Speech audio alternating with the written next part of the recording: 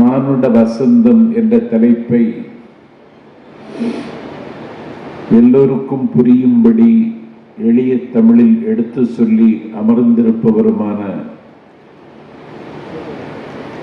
கண்ணியத்திற்குரிய மாமா எஸ்.என். சிக்கந்தர் அவர்களே, பார்வையாளர் மாடத்தில் உட்கார்ந்திருக்கின்ற ஈரோடு தொகுதியின் நாடாளுமன்ற உறுப்பினர்,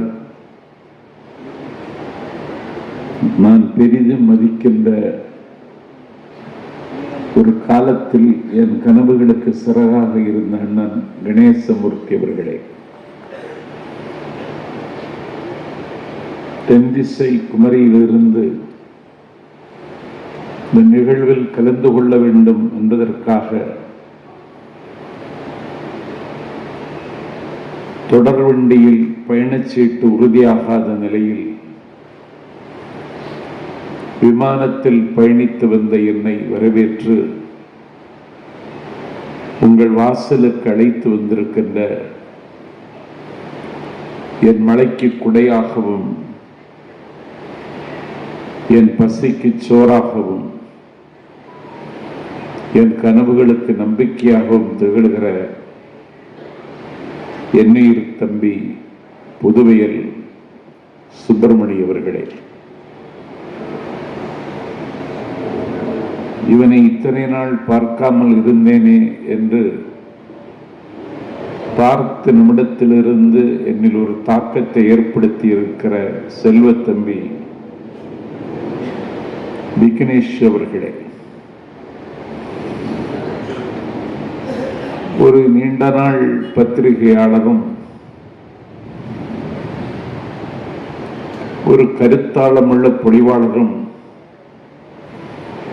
ஆகச் சிறந்த வர்ணனையாளரும் எல்லா அரசியல் கட்சி தலைவர்களையும் நேரில் சந்திக்கவும் செவி காணவும் வாய்ப்பு பெற்ற என்னுடைய ஆரியர் நண்பர் ஆழ்வார்க்கடியான் மைப்பா நாராயணன் அவர்களே, ஜனநாயகத்திற்கு உப்பாகவும் சர்க்கரையாகவும் இருக்கின்ற ஏடுகளின் ஊடகங்களின் பெருமைக்குரிய நிருபர்களே, கார்கால சூழலில் மதி நிறைந்த நன்னாளில் நேற்று மழை பொழிந்து நிகழ்ச்சி வெற்றிகரமாக நடத்த முடியாத நிலையில் இந்த நிகழ்ச்சியை இன்றைக்கு வெற்றிகரமாக்குவதற்கு அரங்கத்திற்கு வந்திருக்கின்ற தமிழ் ஆர்வலர்களே வணக்கம். பப்பாசி நடத்துகிற 47வது ஆண்டு சென்னை புத்தக திருவிழாவில் இந்த ஆண்டு உரையாற்றுவதற்கு வாய்ப்பளித்திருக்கின்ற பப்பாசியினுடைய நிர்வாகிகளை தலையால் வணங்குகிறேன், தமிழால் ஆராதிக்கிறேன். சென்னை புத்தக திருவிழா தமிழ்நாட்டில் வாசிக்கிற தளத்தை இன்றைக்கு வறுமையாக்கி தந்திருக்கிறது என்பதை அனுபவபூர்வமாக உணர்ந்தவர்களில் நானும் ஒருவன். இன்றைக்கு சென்னை புத்தக திருவிழா மாவட்ட தலைநகர்கள் தோறும் புத்தக திருவிழா நடத்துகிற அளவுக்கு விரிவடைந்து ஒரு தாலுகா தலைநகரத்தில் கூட புத்தக திருவிழாவை நடத்த முடியும் என்கிற அளவிற்கு புத்தக திருவிழா தமிழ்நாட்டின் 8 திசைகளிலும் இன்றைக்கு தன்னுடைய சிறகுகளை விரித்திருக்கிறது. அந்த மகத்தான மாயத்தை செய்தது சென்னை புத்தக திருவிழா என்பதை நன்றி உள்ள தமிழர்கள் ஒரு நாளும் மறக்க மாட்டார்கள். இதற்கு வடிவம் தருகின்ற பப்பாசியினுடைய நிர்வாகிகளை எவ்வளவு வணங்கினாலும் தகும். ஏனென்றால் கற்றிலன் ஆயினும் கேட்க என்றான் வான்புகழ் வள்ளுவன். இந்த இன்றைக்கு தமிழர்கள் வாசிப்பதற்கும் தயாரில்லை, யோசிப்பதற்கும் தயாரில்லை. வாசிக்கவும் யோசிக்கவும் தயாராக இல்லாத ஒரு தலைமுறை இன்றைக்கு அன்னை தமிழகத்தில் அரும்பி விட்டது. கையில் வைத்திருக்கக்கூடிய ஒரு ஆண்ட்ராய்டு போனை வைத்துக்கொண்டு எல்லாம் கிடைத்தது மாதிரி ஒரு பூரிப்பில், ஒரு புலகாங்கிதத்தில் பூத்து வருகிற தலைமுறை புதைந்து கொண்டிருக்கிறது என்பதுதான் கசப்பாக இருந்தாலும் உண்மை. இதை மடை மாற்றம் செய்து தீர வேண்டிய வரலாற்று கடமை ஒவ்வொரு மானமுள்ள தமிழர்களுக்கும் இருக்கிறது. அந்த வரலாற்று கடமைக்கு முகம் தருகிற கடமையைத்தான் புத்தக திருவிழாக்கள் இன்றைக்கு சத்தமில்லாமல் அரங்கேற்றிக் கொண்டிருக்கின்றன. ஆகவே பள்ளிகளில், கல்லூரிகளில், கற்றறிந்தவர்களின் மன்றங்களில், பல்கலைக்கழகத்தின் அரங்குகளில், பட்டினக்கரைகளில், பாமரர்கள் வாழுகிற கண்விழிக்காத கிராமத்தில் உரையாற்றுகிற நாஞ்சில் சம்பத் என்கிற நான் எங்கே பேச வாய்ப்பு கிடைத்தாலும் கிடைக்காவிட்டாலும் புத்தக திருவிழாவில் கிடைக்கிற வாய்ப்பு பொன்னான வாய்ப்பு என்று கருதி இந்த வாய்ப்பை நான் மறுதலிப்பதில்லை. இதை தொடர்ந்து நடத்த வேண்டும். இது ஒரு அறைகூவலான காரியம். அன்றைக்கு தமிழை விரும்பி விரும்பி தமிழர்கள் கேட்டார்கள். நாடு முழுக்க விதவிதமான தலைப்புகளில் நவநவமான கருத்துக்களை பதிவு செய்யக்கூடிய பட்டிமன்றங்களை காலத்திற்கேற்ப நானே ஒருங்கிணைத்து நடத்தி கொண்டிருக்கிறேன். இரவு 10:30 மணிக்கு நீங்கள் வந்தால் போதும், சுவாமி ஊர்வலம் முடிந்ததற்கு பிறகுதான் நிகழ்ச்சி தொடங்க முடியும் என்று ஒரு ஊரில் என்னை அழைத்தார்கள். 10:30 மணிக்கு வந்தால் போதும் என்று கோவில்பட்டியில் போய் தங்கியிருந்து 10 மணிக்கு கோவில்பட்டியில் இருந்து கார் எடுத்துக்கொண்டு சம்பந்தப்பட்ட ஊரில் போய் இறங்கினால் சாமி ஊர்வலம் முடிந்து விட்டது. அங்கே மேடை போட்டதற்கு எந்த அடையாளமும் இல்லை. அந்த பட்டிமன்றத்தை ஏற்பாடு செய்தவர் என்னை பார்த்து, நீங்கள் தான் பட்டிமன்றம் நடத்த வந்தீர்களா என்று கேட்டார். ஆமாம் என்று சொன்னேன். கொஞ்சம் பொறுத்துக் கொள்ளுங்கள், உங்களுக்கு எங்கே குழி தோண்ட வேண்டும் என்று என்னிடத்தில் கேட்டார். எதற்கு குழி என்று கேட்டேன். மேடை போட வேண்டாமா, அதற்கு குழி தோண்ட வேண்டாமா என்று கேட்டார். நான் அதிர்ந்து போனேன். மேடை வைக்க வேண்டும் என்று சொன்னார். நல்ல காலம் பாடை வைக்க வேண்டும் என்று சொல்லாமல் விட்டாரே என்று நான் மகிழ்ச்சி அடைந்தேன். ஆகவே 10:30 மணிக்கு மேடை போட்டு அதற்கு பிறகு நடுநீசி கடந்தும் நிகழ்ச்சிகளை நடத்துகிற அந்த கலாச்சாரம் இன்றைக்கு கல்லறைக்குள் போய்விட்டது. ஆனாலும் இதை தொடர்ந்து நாம் நடத்தி ஆக வேண்டும். சிக்கந்தர் மாமா அவர்கள் சொன்னார்கள், இந்த தொடர்பு அறந்துவிடக்கூடாது, தொடர்ந்து நடத்த வேண்டும் என்று. வறண்டு கிடக்கிற நிலத்தில் ஒருவன் உழுது கொண்டே இருந்தான். வறண்டு கிடக்கிற நிலம், ஈரம் கூட இல்லை. ஒரு 12 ஆண்டு காலம் மழை பெய்யக்கூடாது என்று சிவபெருமான் சபித்து விட்டான். அதனாலே 12 ஆண்டு காலம் மழை பெய்யவில்லை. வானத்து பறவைகள் சூரியன் கதிர்விட்டு செத்து கீழே விழுகின்றன. கால்நடைகள் திடீர் என்று காலமாகிவிட்டன என்ற செய்தி வருகிறது. ஒரு குடம் தண்ணீருக்கு இடையில் குடமேந்தி நடையில் நடம் நல்கி ஒரு தாய் 12 கிலோமீட்டர் ஒரு குடம் தண்ணீருக்கு பயணிக்கிறாள். அவ்வளவு பெரிய கடுமையான வறட்சி. அந்த வறட்சியிலும் ஒருவன் ஒரு வறண்ட நிலத்தில் உழுது கொண்டிருக்கிறான். 12 ஆண்டு காலம் மழை பொழியாது என்பது இவனுக்கு தெரியவில்லையா? இவன் தொலைக்காட்சியை பார்ப்பதில்லையா? இவன் பத்திரிகை படிப்பதில்லையா? பஞ்சாயத்து கூடி அறிவித்திருக்கிறார்கள் 12 ஆண்டு காலம் மழை பொழியாது என்று, அது கூட இவனுக்கு போய் சேரவில்லையா? என்னதான் பிரச்சனை என்று அவனை கேட்டு விடுவோம். ஒருவளை மனநலம் பாதித்தவனா? ஒரு வறண்ட பூமியில் ஏறு பிடித்து உழுது கொண்டே இருக்கிறானே என்று அவனிடத்தில் கேட்ட பொழுது, நீ ஏன் இப்படி உழுது கொண்டிருக்கிறாய்?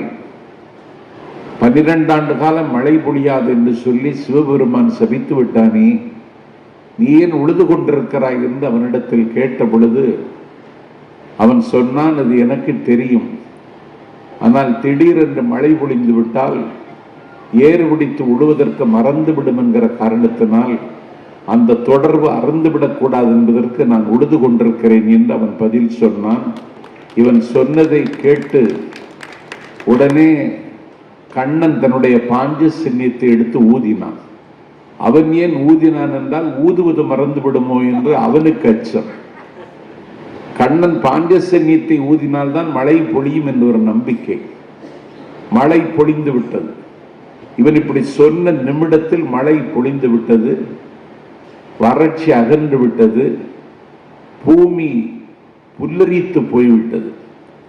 ஆகவே ஒன்றை தொடர்ந்து செய்ய வேண்டும் என்று சிக்கந்தர் அவர்கள் அழுத்தம் திருத்தமாக பதிவு செய்தார். ஆனால் இன்றைக்கு இந்த பிளாட்ஃபார்ம் ஸ்டைல் இன்றைக்கு அருகி போய்விட்டது. மேடை போட்டு பேசுகிற மேன்மை மிகுந்த கலாச்சாரம் நாளைக்கு காணாமல் போய்விடுமோ என்கிற கவலையில் உங்கள் முன்னால் நான் நிற்கிறேன். ஆனால் அதை புதுப்பித்து தர வேண்டிய கடமை அரசியல் கட்சிகளுக்கு மட்டுமல்ல, இது போன்ற பொது நிகழ்வுகளுக்கு கூட, அதை முன்னெடுப்பவர்களுக்கு கூட இருக்கிறது என்பதை மறக்காமல் பப்பாசி இந்த வேள்வியை சத்தமில்லாமல் 47 ஆண்டு காலமாக செய்து வருகிறது. ஒரு வாசிக்கிற பழக்கம் தமிழர்களுக்கு வசமாக வேண்டும் என்ற கவலை எல்லோரையும் விட பப்பாசிக்கு இருக்கிறது. வாசித்தால் என்ன கிடைக்கும், ஏது கிடைக்கும் என்று கேட்டால், வாசித்தால் ஒரு மனிதன் மனிதனாக இருக்க முடியும். நடக்காததெல்லாம் நடக்கும். ஒரு நல்ல சிந்தனையாளன், அறம் சார்ந்து சிந்திக்கிற ஒருவன் எதை எழுதுகிறானோ அது பலித்துவிடும். அறிஞர் பெருந்தகை அண்ணா அவர்கள் ரிப்பன் மாளிகையில் என்று ஒரு கற்பனை கலந்த ஒரு புத்தகத்தை எழுதினார்கள். நான் கல்லூரியில் மாணவனாக இருந்த பொழுது அந்த நூலை வாங்கி நான் வாசித்தேன். அதில் என்ன எழுதுகிறார் அண்ணா என்று சொன்னால், நிறவெறி கொடுமை நின்று நிலவுகின்ற நீக்ரோக்களை ஆறாதவர்களாக அலட்சியப்படுத்துகின்ற அமெரிக்க திருவிடத்தில் கருப்பர்களை காலுக்கு கீழே போட்டு துவம்சம் செய்கின்ற அமெரிக்காவில் வெள்ளை மாளிகையில் ஒரு கருப்பன் ஒரு நாள் வெள்ளை மாளிகையில் அதிபராக உட்கார்வது மாதிரி அறிஞர் அண்ணா அவர்கள் கற்பனை கலந்து எழுதினார்கள் ரிப்பன் மாளிகையில் என்ற புத்தகத்தில். இதை கல்லூரி மாணவனாக இருந்து நான் படித்தேன். என்ன அண்ணா இப்படி எழுதிவிட்டாரே என்று நான் யோசித்துக் கொண்டிருந்தேன். ஆனால் காலம் இன்றைக்கு மாறி வருகிற சூழலில் அதே அமெரிக்க திருவிடத்தில் வெள்ளை மாளிகையில் ஒரு கருப்பு நிறமுள்ளவன் நீக்ரோ இனத்தை சார்ந்த பாரக் ஹுசைன் ஒபாமா வெள்ளை மாளிகையில் வந்து அந்த அதிபராக அவன் வீற்றான். அண்ணா அவர்கள் சிந்தித்தார்கள். அண்ணா சிந்தித்தது அமெரிக்காவில் நடைமுறைக்கு வந்துவிட்டது. ஆகவே உள்ளத்தால் பொய்யாது ஒழுகுகிறவர்கள் என்ன சொன்னார்களோ என்ன சொல்கிறார்களோ அது ஒரு நாள் நடந்துவிடும் என்பதற்கு வரலாற்றில் இது ஒரு முக்கியமான செய்தி. இது அண்ணா எழுதினார். அந்த அதிசயம் இந்த மண்ணில் நடந்தது. நோ தைசெல்ஃப், உன்னையே நீ எண்ணிப்பார் என்றான் சாக்ரடீஸ். ஈரோட்டு கிழவனுக்கு 2000 ஆண்டுகளுக்கு முன்னால் ஏதென்ஸ் நகரத்தில் அடியெடுத்து கொடுத்தவன் சாக்ரடீஸ். அவன் எதையும் எதற்காக ஏன் என்று கேள்வி கேட்க சொன்னான். கேள்வி ஒருவன் கேட்க வேண்டுமானால் அவனுக்கு வாசிக்கிற தெளிவு இருந்தால் தான் கேள்வி கேட்க முடியும். ஒரு கேள்வி கேட்பவனுக்கு வாசிக்கிற பயிற்சி இருக்க வேண்டும். ஆகவே கேள்வி கேட்கிற ஒரு வேள்வியை இந்த நாட்டில் ஏதென்ஸ் நகரத்தில் அரங்கேற்றினான் சாக்ரடீஸ். மக்கள் சிந்திக்க தொடங்கினார்கள். அதிகாரத்தில் இருந்தவர்களுடைய ஆரக்கால்கள் ஆடிற்று. இவன் சிந்திக்க தொடங்குகிறவன் நாளைக்கு என்ன செய்வான் என்று தெரியாது. ஆகவே சாக்ரடீஸ் இந்த நாட்டு இளைஞர்களை கெடுத்தான் என்று குற்றம் குற்றச்சாட்டு சுமத்தி அவரை கைது செய்து நீதிமன்றத்தில் கொண்டு நிறுத்தினார்கள். அந்த நீதிமன்றத்தில் அவர் நிறுத்தப்படுகிறார். நீதிபதி சொன்னார், இளைஞர்களை கெடுத்து விட்டான் சாக்ரட்டிஸ், இவனை கொன்றுவிடுங்கள், இவனுக்கு நஞ்சு கொடுத்து கொன்றுவிடுங்கள் என்று நீதிமன்றம் தீர்ப்பு வழங்குகிறது. தினடா நீதிமன்றம் இப்படி ஒரு தீர்ப்பை வழங்குகிறது என்று பார்த்தால் தீர்ப்பு நடைமுறைக்கு வந்துவிட்டது. மெலிட்டஸ் சாக்ரட்டிஸிற்கு நஞ்சை ஒரு குவளையில் ஏந்தி கொண்டு வருகிறார். மெலிட்டஸை சாக்ரட்டிஸுக்கு தெரியும். ஆனால் சாக்ரட்டிஸுக்கு நஞ்சு கொடுத்து கொன்று விட்டார்கள், கொல்லப் போகிறார்கள் என்ற செய்தி நாட்டின் மிகப்பெரிய அதிர்ச்சியை உருவாக்கி அவருடைய சுகதுக்கத்தை தீர்மானிக்கிற நண்பர்கள் சாக்ரட்டிஸில் போய் கிடக்கட்டும் தீர்ப்பு, நீ எங்களோடு வா, கடலிலே கப்பல் நிற்கிறது, அந்த கப்பலில் உன்னை ஏற்றி விடுகிறோம், நீ இன்னொரு கண்டத்துக்கு போய்விட முடியும் என்று சொன்னார்கள்.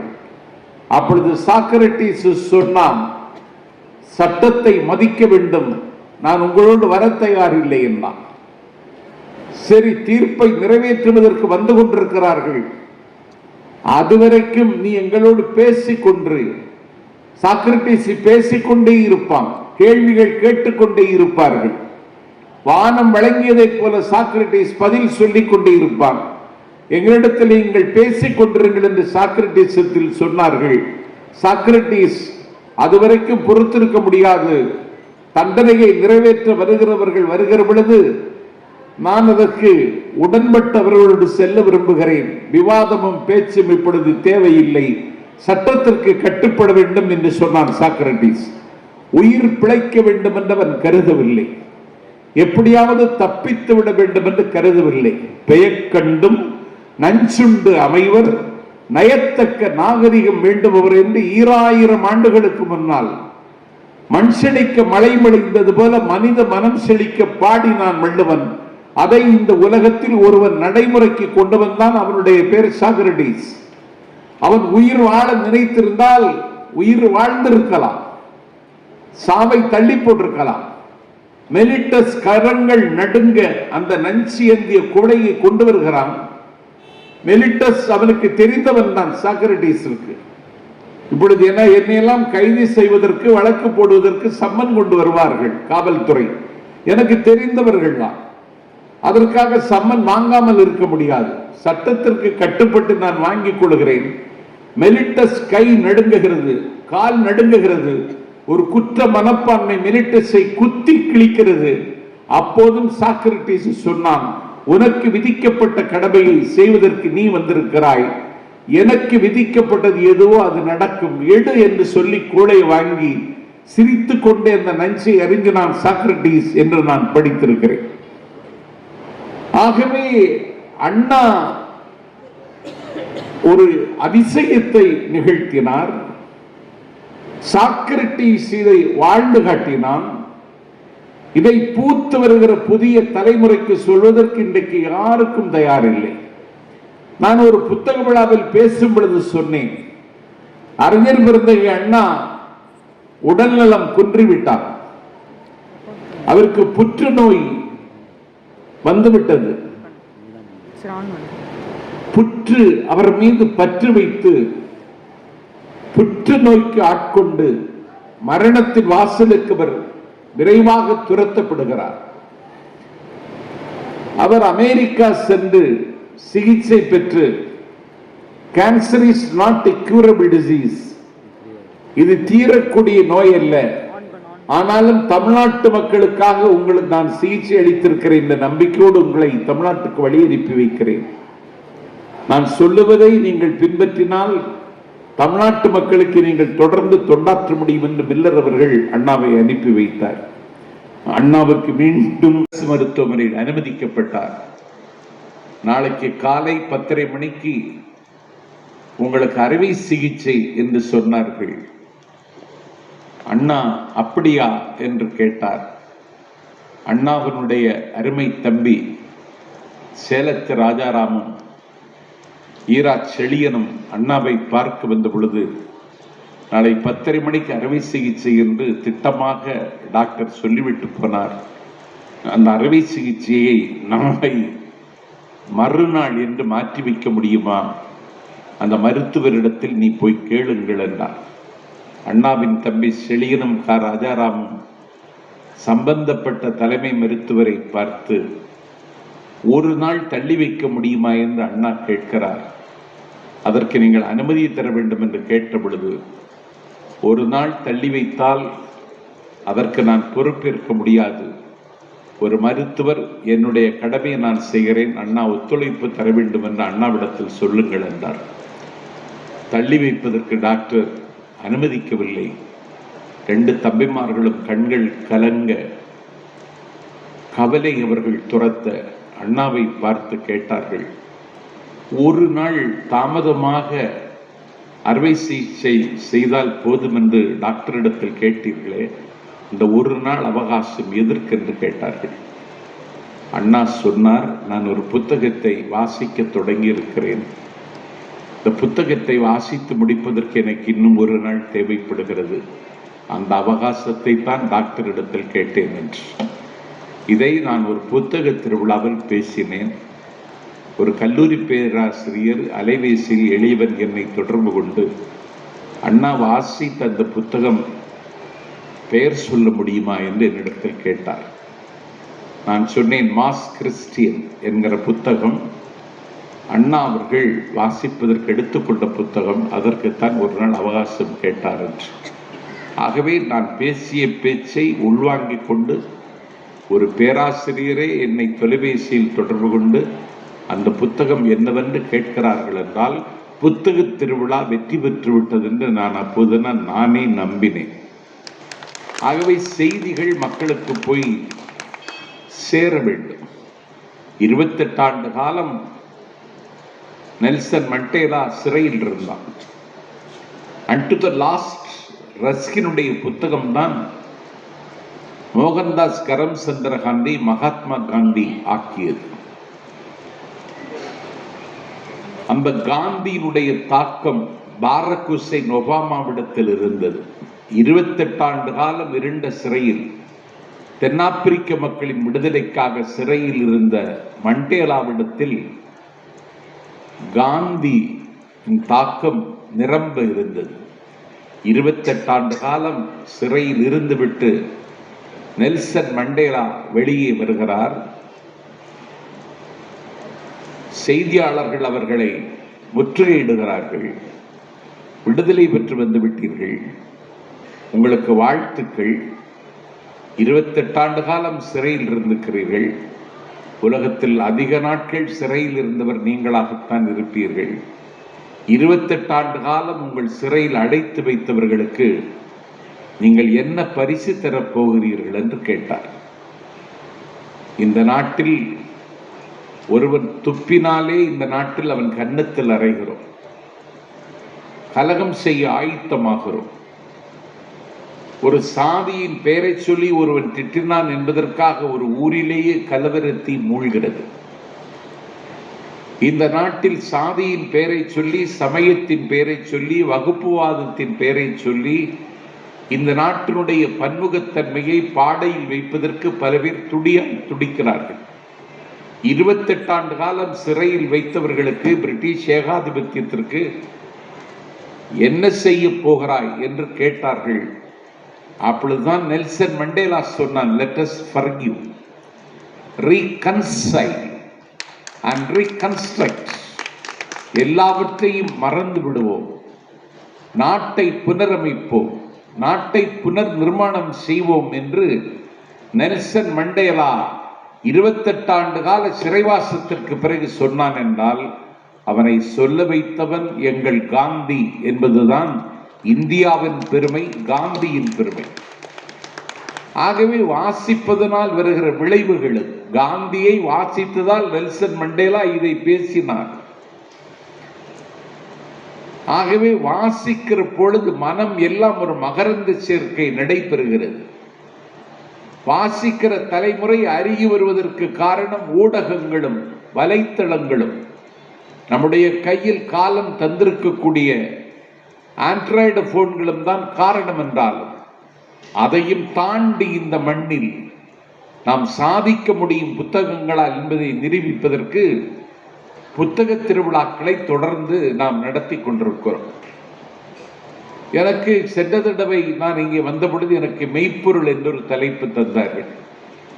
அப்படி ஒரு பொருள் இருப்பதாகவே எனக்கு தெரியவில்லை. நான் பப்பாசி முருகனிடத்தில் கேட்டேன், இல்லாத பொருளை தலைப்பாக தந்திருக்கிறீர்களே, என் மீது உங்களுக்கு ஏதாவது கோபமா என்று கேட்டேன். இன்றைக்கு 10ல் 1 என்று தலைப்பு தந்திருக்கிறார். 10 பேராவது வருவார்களா என்ற நம்பிக்கையில் தந்தீர்களா என்று கேட்டேன். சொல்லுங்கள். இன்றைக்கு தினமணி நாளேட்டை படித்துவிட்டு ஒரு நண்பன் 10ல் 1 என்று பேசப் போகிறீர்கள். 10ல் 1 என்றால் என்ன, தசாவதாரத்தில் ஒரு அவதாரத்தை பற்றி பேசப் போகிறீர்களா என்று கேட்டார். 10 தலை ராவணனுடைய ஒரு தலையை பற்றி பேசப் போகிறீர்களா என்று கேட்டார். நான் சொன்னேன், இல்லை, என்ன பேசுவர் என்பதை புத்தக திருவிழா அவருக்கு வாருங்கள் என்று சொன்னேன். அவர் வந்திருக்கிறார். 10ல் 1 என்றால் வேறொன்றும் இல்லை. இந்த புத்தக திருவிழாவை தம்பி உதயநிதி ஸ்டாலின் தொடங்கி வைத்த அன்றைக்கு முதலமைச்சர் கொடுத்து அனுப்பிய வாழ்த்தை அவர் இங்கே வாசித்தார். அதிலே முதலமைச்சர் சொன்னார், இனிமேல் இந்த தமிழ்நாட்டில் ஒரு இலக்கிய மறுமலர்ச்சி ஏற்பட வேண்டும், அதற்கு புத்தக திருவிழாக்கள் பயன்படும் என்று நான் நம்புகிறேன் என்று அன்றைக்கு வாழ்த்து செய்தியில் அனுப்பியிருந்தார். பப்பாசி முருகன் என்னை தொடர்பு கொண்டு தலைப்பு கேட்ட பொழுது, அப்படி இருந்தால் நாம் ஏதாவது ஒரு இலக்கியத்தை பதிவு செய்யலாமே என்று 10ல் 1 என்று கொடுத்தேன். 10ல் 1 என்றால் 10 பாட்டில் ஒரு பாட்டு. அது என்ன பாட்டு என்றால் நெடுநல் வாடை. நெடுநல் வாடை என்பது 10 பாட்டில் 7வது பாட்டு. ஆசிரியர் யார் என்றால் மதுரை கணக்காயினார் மகன் நக்கீரனார். நக்கீரன் யார் என்றால் நெற்றிக்கண்ணை காட்டினாலும் குற்றம் குற்றமை என்று சிவனிடத்தில் சினந்து பேசியவன். நக்கீரன் யார் என்று சொன்னால் உண்மையை உரக்க சொல்லி அதனால் இந்த நாட்டில் அடக்குமுறை வந்தாலும் அஞ்ச மாட்டேன் என்று அன்றைக்கே மூறி முழங்கியவன். அந்த நக்கீரன் தான் 10 பாட்டில் முதல் பாட்டு திருமுருகாற்றுப்படை. வழியெல்லாம் நடைந்து களைத்து போய் இதயத்தில் ஒரு வெறுமையும் வறுமையும் சூழ்ந்த காலகட்டத்தில் இனி என்ன செய்யலாம் என்று சொன்ன பொழுது, முருகனை நம்புங்கள் என்று முருகனத்திடத்தில் ஆற்றுப்படுத்துவதற்கு ஆற்றுப்படை இலக்கியத்திற்கு அகரம் எழுதியவன் நக்கீரன். உலகம் உவப்ப வலன் ஏர்பு திரிதறி என்று உலகம் என்று தொடங்கியவன். தமிழர்கள் எல்லோரும் உலகம் என்றுதான் சிந்தித்திருக்கிறார்கள். உலகலாம் என்றுதான் சிவபெருமான் அடியெடுத்து கொடுத்தான். உலகலாம் உணர்ந்து ஓதற்கரியவன் நிலவுலாவிய நீர்மலி வேணியன் அலையில் சோதிய நம்பலத்தாடுவான் மலர்ச்சிலம்படி வாழ்த்தி வணங்குவான் என்று பாடுகிறார் சேக்கிழார். உலகம் யாவையும் தாமுல ஆக்கலும் நிலைவிருத்தலும் நீக்கலும் நீங்களா அழகிலா விளையாட்டுடைய யார் அவர் தலைவர் அன்னவர்க்கே சரண் நாங்களே என்று பாடுகிறான் கம்பன். நக்கீரர் உலகம் உவப்ப வலன் ஏர்வு திரி தரு என்று சொல்லி உலகம் என்று சொல்லி தொடங்குகிறார். அந்த நக்கீரர் திருமுருகாற்றுப்படை 10 பாட்டில் முதல் பாட்டு அவர்தான் தந்தார். இந்த 7வது பாட்டையும் அவர்தான் தந்தார். இந்த நக்கீரர் தான் அகநானூற்றில் 17 பாடல்கள் எழுதியிருக்கிறார். இந்த நக்கீரர் குறுந்தொகையில் 8 பாக்கள் எழுதியிருக்கிறார். இந்த நக்கீரர் நலம் செய்யும் நற்றிணையில் 7 பாட்டுக்கள் பாடியிருக்கிறார். இந்த நக்கீரர் வள்ளுவனை ஆராதிக்கின்ற திருவள்ளுவ மாலையில் ஒரு பாட்டு பாடியிருக்கிறார். இறையனார் களவியருக்கு உரை தந்தவர் இந்த நக்கீரர் தான். இந்த நக்கீரர் தான் நெடுநல் வாடை என்கிற 7வது பாட்டை 10 பாட்டில் நமக்கு தந்திருக்கிறார். அதென்ன 10ல் 1 நெடுநல் வாடையை தேர்ந்தெடுத்தாய் என்று கேட்டால் இது குளிர்காலம். அதனாலே நான் நெடுநல் வாடையை தேர்ந்தெடுத்தேன். குளிர்காலம், அதை கூதிர்காலம் என்று சங்க இலக்கிய மொழியில் சொல்வார்கள். அந்த குளிர்காலத்தில் அரசமாதேவி கட்டிலில் வீற்றிருக்கிறாள். குளிர் வாட்டுகிறது, கொத்தி தின்னுகிற குளிர் என்று சொன்னான் பாரதி. அப்படி ஒரு குளிர்காலம். அரசமா தேவி அந்தப்புரத்தில் உட்கார்ந்திருக்கின்றாள். அரசமா தேவியை அந்த நேரத்தில் அவள் அருகில் இருக்க வேண்டிய மணிமுடி தரித்த மாமன்னன் நெடுஞ்செழியன் அவன் போர்க்களத்தில் பாசறையில் உட்கார்ந்திருக்கிறான். ஆகவே ஒரு நெடுநெல் வாடை, ஒரு நெடிய இரவு முழுவதும் அந்த கூதிர்காலத்தில் அந்தப்புரத்தில் பக்கத்தில் மன்னன் இல்லாமல் அந்த வாடைக்காற்றை அனுபவித்துக் கொண்டிருக்கிறாள் பாண்டியனுடைய மனைவி.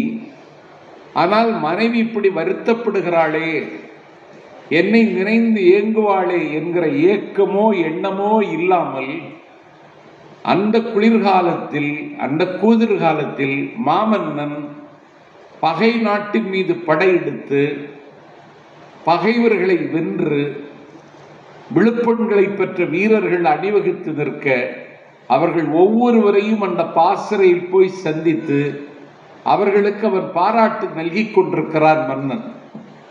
வாடை காற்று வீசிக்கொண்டிருக்கிற காலகட்டத்தில் அந்தப்புரத்தில் மகாராணி மன்னன் அருகில் இல்லை என்று ஏக்கத்தோடு இருக்கிறாள்.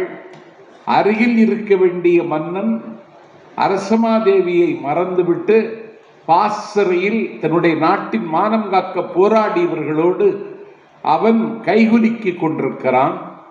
ஆகவே வாடை காற்றுதான் பாண்டிமாதேவிக்கு அது நெடிய வாடையை தந்தது. ஆனால் சக்கரவர்த்தி திருமகன் நெடுஞ்செழியனுக்கு அது நல்ல வாடையாக அமைந்தது. ஆகவே நெடுநெல் வாடை என்று இந்த நூலுக்கு பெயர் சூட்டி இருக்கின்றார் நக்கீர். பருவம் தவறாமல் உரிய காலத்தில் பெய்ய வேண்டிய மழை தரு மேகங்கள் தாங்கள் கிடந்த மலை பகுதியை வலமாக சூழ்ந்து மேல் எழுகின்றன. நக்கீரர் வர்ணிக்கிறார் பாருங்கள். இடையர்கள், மேய்ச்சல் தொழிலை கொண்டவர்கள், பசு ஆடு மாடு எருமை முதலியவற்றை மேய்ப்பதற்காக கொண்டு வந்தவர்கள் தங்கள் கைகளில் இருக்கக்கூடிய அந்த கோல்களை வைத்து அசைத்து கொண்டே இருக்கிறார்கள். குளிர் தாங்க முடியாமல் அவர்கள் அசைக்கிற அசைப்பில் ஒரு இதம் அவர்களுக்கு வந்து துணை நிற்கிறது. அந்த குளிர்காலத்தில் ஆடுகளும் மாடுகளும் வெள்ளத்தில் நனைந்து விட்ட சூழலில் அதை காப்பாற்ற வேண்டும், மழையிலிருந்து காப்பாற்ற வேண்டும் என்று கருதி அந்த மேய்ச்சலை செய்கின்ற இடையர்கள் அதை மேட்டு பகுதிக்கு அந்த அழைத்து கொண்டு வருகிறார்கள். ஆட்டையும் மாட்டை ஒரு புதிய நிலப்பகுதிக்கு குடிபெயர்ந்து விட்டது போல் ஒரு அந்நியத்தை உணர்கிற அவர்கள் எதையோ இழந்துவிட்ட ஒரு சோகத்தில் அவர்கள் தத்தளிக்கிறார்கள். அந்த சோகத்தை நக்கீரன் பதிவு செய்கிறார். அந்த ஆடுகளும் அந்த மாடுகளும் அந்த குளிரை தாங்கிக் கொள்ளாமல் தவித்ததை மேட்டு பகுதிக்கு கொண்டு வந்து அந்த மேய்ச்சல்காரர்கள் காப்பாற்றுகிறார்கள். மிலேச்சர் என்று சொல்லுவார்கள். இந்த வார்த்தையை அதிகம் பயன்படுத்தியவன் எனக்கு தெரிந்து நான் குருநாதராக மதிக்கின்ற அண்ணன் வார்த்தை சித்தர் வலம்புரிதான். இந்த மிலேச்சர்கள் என்றால் யார் என்றால் எந்த பொறுப்புணர்ச்சியும் இல்லாமல் வேடிக்கை மனிதனாக வாழ்க்கையை கடத்துகிறவர்களுக்கு மிலேச்சர்கள் என்று பெயர். தலையில் ஒரு துண்டை கட்டிக்கொண்டு தடித்த தோலுடன் வண்டுகள் மொய்த்து கிடக்கின்ற கல்லை மாந்தி நன்றாக குடித்துவிட்டு பட்ட பகல் இரவு என்று பாராமல் தெருக்களில் ஆங்காங்கே சுற்றுவதும் ஆரவாரம் செய்வதும் மிலேச்சர்களுடைய வேலை. அந்த மிலேச்சர்கள் மழை பொழிகிறது, வாடைக்காற்று வீசுகிறது என்று அவர்கள் அதை பொருட்படுத்தவில்லை. அந்த வாடைக்காற்றை அனுபவித்துக் கொண்டே தோளில் கிடக்கிற துண்டை மேலும் கீழுமாக அசைத்து பார்த்து அந்த வாடை காற்றை அவர்கள் அனுபவித்து மகிழ்கிறார்கள். இன்னொரு பக்கத்தில் மகாராணி அந்தப்புரத்தில் இருக்கிறாள். அவள் ஒப்பனையை மறந்தாள். நெற்றியிலே திலகமிடுவதற்கு மறந்தாள். விதவிதமான அணிகளை அன்றாடம் அணிந்து காட்சியளிக்கின்ற மகாராணி நகைகளை துறந்தாள். ஒரு சோகம் அவளை கப்பிக்கொண்டு விட்டது. அவருடைய தோழிகள் மகாராணியை அணுகி அவருடைய கால் கையை நீவி தடவி, ஒரு நல்ல நாளில் மன்னன் வந்து விடுவான் என்று அவர்களுக்கு ஆறுதல் சொல்லுகிறார்கள். ஆனால் மன்னன் திரும்பி வருவான் என்கிற நம்பிக்கை அந்தப்புரத்தில் இருக்கின்ற பாண்டிமாதேவிக்கு வரவில்லை.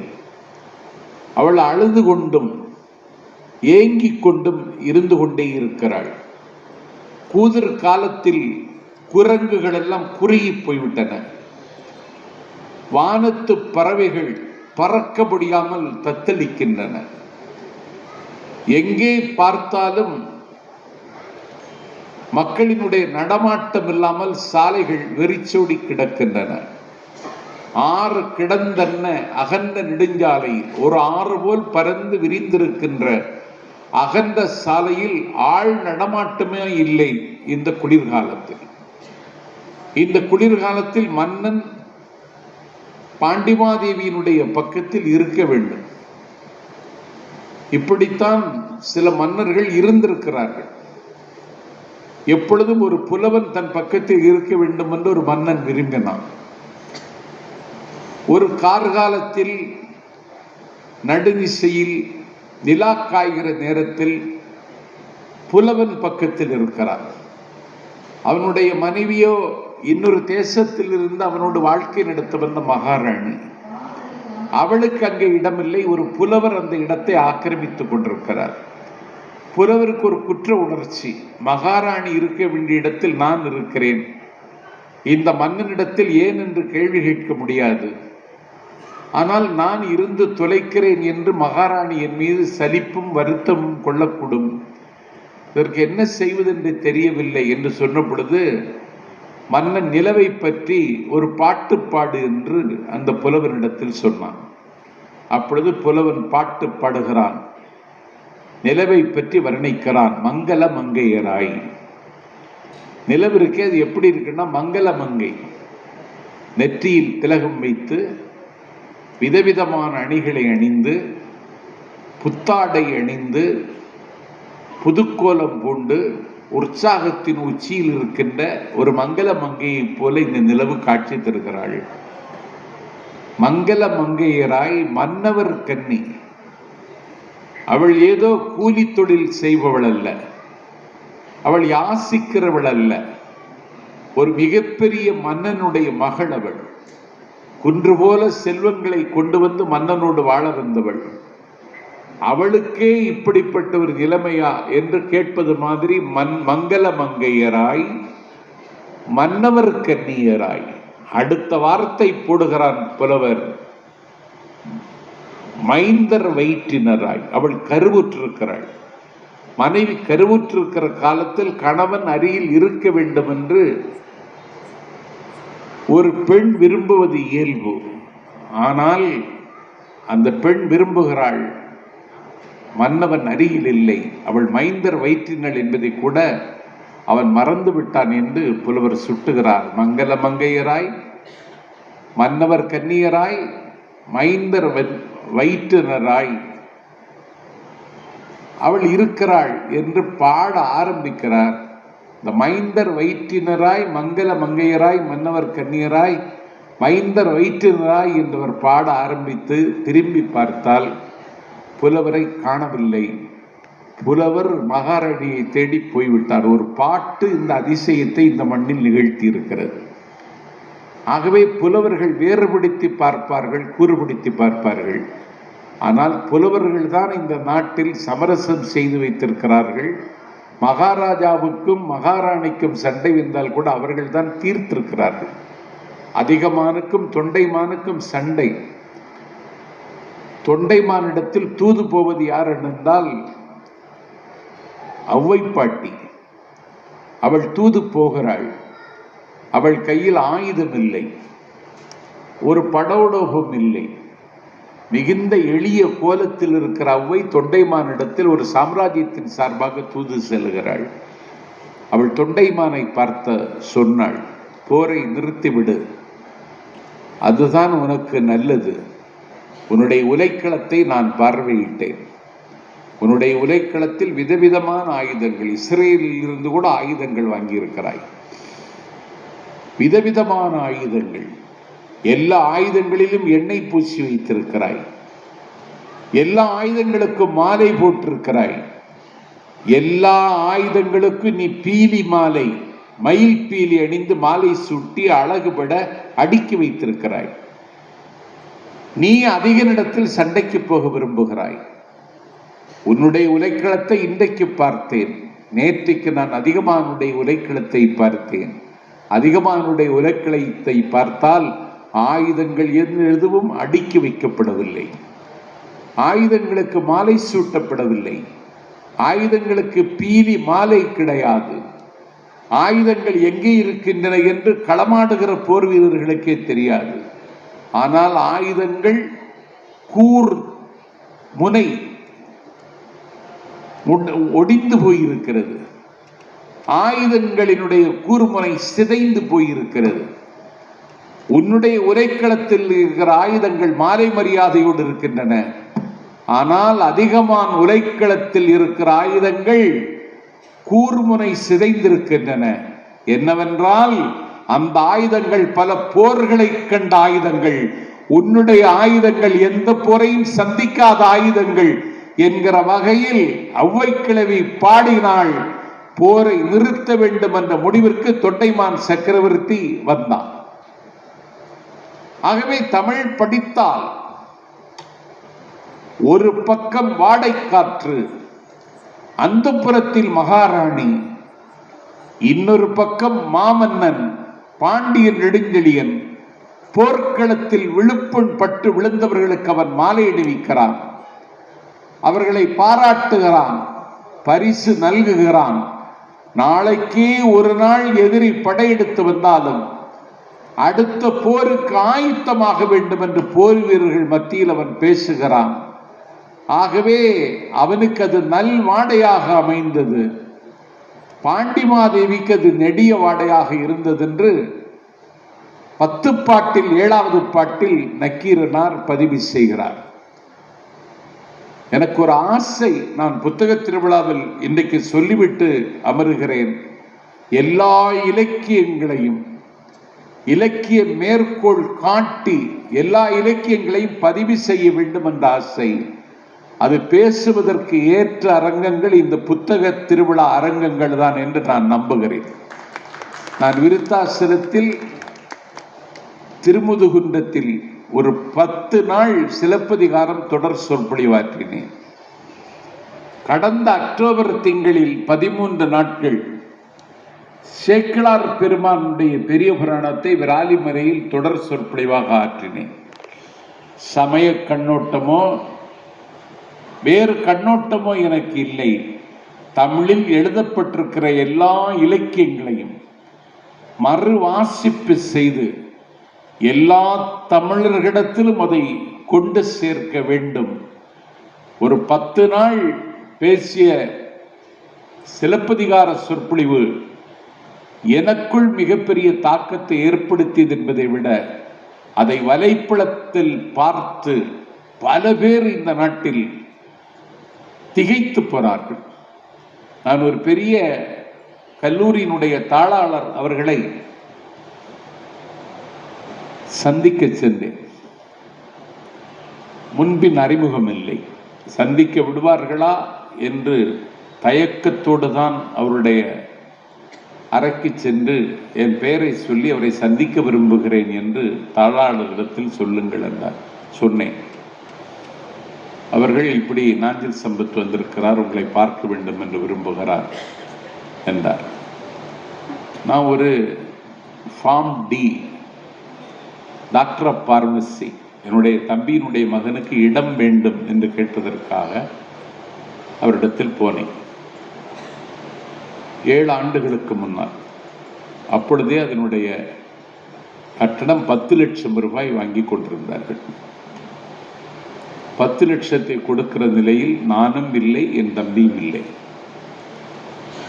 நான் அவரை சந்தித்து வணங்கினேன். நான் உங்களை தான் பார்க்கணும்னு நினைச்சிட்டு இருந்தேன், உங்களை எனக்கு பழக்கம் இல்லை, வாங்க உட்காருங்கன்னு சொல்லி என்னை உபசரித்து விட்டு, ஏன் பார்க்கணுன்னு விரும்பினேன்னு கேட்குறீங்களா அப்படின்னு கேட்டார். சொல்லுங்களேன், சொன்னால் மகிழ்ச்சியாக இருக்கும்னு. நான் கோவையிலிருந்து பாண்டிச்சேரிக்கு சென்றேன் என்னுடைய காரில். உங்களுடைய சிலப்பதிகார தொடர் சொற்பொழிவை காரில் கேட்டுக்கொண்டே சென்றேன். 7.5 மணி நேரம் கேட்டேன். பாண்டிச்சேரி போய் சேர்ந்து விட்டேன். திருப்பி வருகிற பொழுது மீதி பேச்சை கேட்டேன். 7.5 மணி நேரத்தில் கோவை வந்து சேர்ந்து விட்டேன். ஒரு 15 நிமிடங்கள் 10 நாட்கள் பேசிய சிலப்பதிகார பேச்சு எனக்கு புதிய உற்சாகத்தையும் நம்பிக்கையையும், மெல்லத்தமிழ் வாழும் என்கிற நம்பிக்கை எனக்கு தந்திருக்கிறது. உங்களை பாராட்டணும்னு நினைச்சேன். சரி, நீங்க எதுக்கு வந்தீங்கன்னு கேட்டார். என் தம்பி மகன், அவன் டாக்டர் ஆஃப் பார்மசிக்கு மனு போட்டிருக்கிறான். 10 லட்சம் ரூபாய் கேட்பதாக ஒரு வதந்தி, நீங்க குறைத்து தர வேண்டும்னு கேட்டேன். சரி, சிலப்பதிகாரத்திற்காக 5 லட்சம் ரூபாய் தள்ளுபடி என்று சொன்னார். சிலப்பதிகாரம் நான் வாசித்ததால், வாசித்ததை ஒரு தாளாளர் கேட்டதால் 5 லட்சம் ரூபாய்க்கு தள்ளுபடி. இப்படியெல்லாம் தள்ளுபடி கிடைக்காது. ஆடிக்கு தள்ளுபடி போடுகிறார்கள் என்றால் அந்த தள்ளுபடி விலையை முந்திய ஆடியிலேயே தீர்மானித்து விடுவார்கள். ஆனால் ஒரிஜினல் தள்ளுபடி எனக்கு 5 லட்சம் ரூபாய் தள்ளுபடி செய்து தந்தார்கள். தமிழ் படித்தால் வாழலாம் என்பதற்கு நான் ஒரு சாட்சியாக தமிழ்நாட்டில் நிமிர்ந்து நின்று கொண்டிருக்கிறேன். அதனால வாசியுங்கள். மரண மேடையில் நிற்கிறான் பகத்சிங். இன்னைக்கு எல்லோரும் அவனுடைய பெயரை உச்சரிக்கிறார்கள், அவனை பிடிக்காதவர்கள் கூட. மரண தண்டனையை நிறைவேற்றுவதற்கு இதயத்தை கீழே இறக்கி வைத்த வெள்ளை ஏகாதிபத்தியத்தின் அதிகாரி கயிறோடு வருகிறார். பகத்சிங் அதை பார்த்து விட்டான். அதிகாரி அந்த தூக்கு கயிறை கொண்டு வந்து அவனுடைய கழுத்தில் சுருக்க வேண்டும், தண்டனையை நிறைவேற்ற வேண்டும். அதற்கான நேரம் நெருங்கிவிட்டது. பகத்சிங் நடுங்கவில்லை. அவனுடைய கண்களில் கவலை இல்லை. அவன் முகத்தில் சோகத்தின் அறிகுறிகள் எதுவும் இல்லை. மிகுந்த புன்னகையோடும் நம்பிக்கையோடும் தண்டனையை நிறைவேற்றி வந்த, கொள்ளை குடிவிரிக்க வந்த வெள்ளை ஏகாதிபத்தியத்தின் இதயத்தை கீழே இறக்கி வைத்த அந்த காட்டுமிராண்டி அதிகாரியிடம் தண்டனையை நிறைவேற்ற வந்தவன் என்று தெரிந்ததற்கு பிறகு பகத்சிங் சொன்னான், ப்ளீஸ் வெயிட், கொஞ்சம் நில்லுங்கள் அண்ணா. அதிகாரி ஆடி போய்விட்டான், நடுங்கி விட்டான். நடுங்க வேண்டியது பகத்சிங், ஆட வேண்டியது பகத்சிங். ஆனால் தண்டனை நிறைவேற்ற வந்த அதிகாரி ஆடி போனான், அடங்கி போனான். ஏன்னு கேட்டான். எதற்காக நான் வெயிட் பண்ணணும், ஒய் அப்படின்னு கேட்டான் அதிகாரி. அப்பொழுது பகத்சிங் சொன்னான், ஒன்றும் இல்லை, நான் மாவீரன் லெனினோடு பேசிக் கொண்டிருக்கிறேன் என்றான். லெனின் தான் இறந்துட்டாரு, எப்படி பேசிட்டு இருப்பான்னு பார்த்தா, அரசும் புரட்சியும் என்ற லெனின் எழுதிய புத்தகத்தை மரண மேடையிலும் பகத்சிங் வாசித்து கொண்டிருந்தான். அவன் வாசித்து கொண்டிருந்ததால் தான் அவன் இன்றைக்கு வாழுகிறான். ஆகவே வாசித்தால் வாழலாம், மக்களின் மனங்கை ஆளலாம் என்பதற்கு பகத்சிங் சாட்சி, சாக்ரட்டிஸ் சாட்சி, நெல்சன் மண்டேலா சாட்சி. இதையெல்லாம் இந்த மண்ணில் பதிவு செய்வதற்கு புத்தக திருவிழாக்கள் ஏதோ ஒரு வகையில் பாதை சமைத்து தருகின்றன. அந்த வரலாற்று கடமையை செய்து தருகின்ற பப்பாசி நிர்வாகிகளை வணங்கி, இந்த குளிர்காலத்தில் இவ்வளவு நேரம் காத்திருந்து என்னுடைய பேச்சை செவிமடுத்த உங்கள் கால் மலரில் என் கண்மலரை வைத்து வணங்கி, அவர்களை அனுமதித்த நேரம் முடிகிற காரணத்தால் என்னுடைய கோலம் முடிகிறது. நன்றி, வணக்கம்.